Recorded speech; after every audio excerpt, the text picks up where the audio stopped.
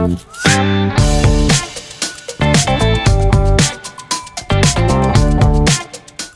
us about your experience of being associated with this program.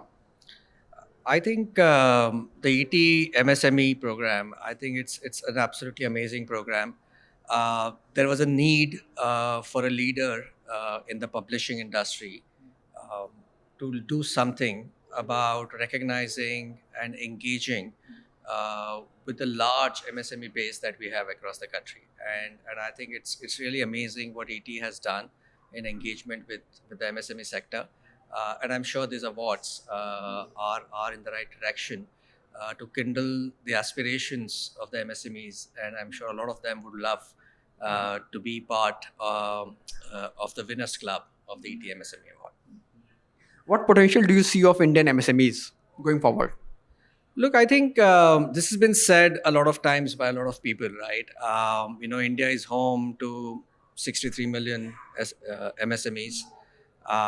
It 48% of the exports are being done by these MSMEs. 30-40% of the employment is coming from the MSMEs, right? And if India has to fulfill its ambition to go to a $5-10 trillion economy, I think it is the MSMEs who are going to drive from where we are today to where we're going to go tomorrow or day after tomorrow, right? So I think and over the last couple of years, I keep on saying this, that India is basically a country with the entrepreneurial spirit, right? We have seen entrepreneurs, be everywhere around us for a long period of time, right? So I think it's an amazing place to be, and I'm sure MSME is the sector which is going to propel our growth as we go ahead. Do you think post-COVID digitization has become a necessity for every MSME? Look, and I think we saw it, right? I think, digitization, sometimes people get a little bit, hesitant when you talk the word digitization, right? But today a pawn shop also accepts a QR code, right? In a sense, that is digitization, right? So I think to reach out to your customers, to engage with your customers today, or even for customers to find you, and for you to find customers, I think digitization has become essential.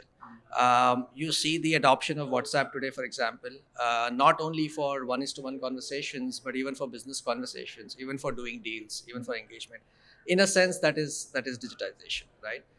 You see the number of websites that people are putting up, ensuring that customers are able to find you. In a sense, that is digitization. You see the number of SMEs, right, who are participating in these online marketplaces, which could be B2C or B2B marketplaces, and the way because of the business that comes from the online marketplaces, they have had to digitize their whole operations so that they can fulfill the 1 day, 2 day, 3 day delivery time frame.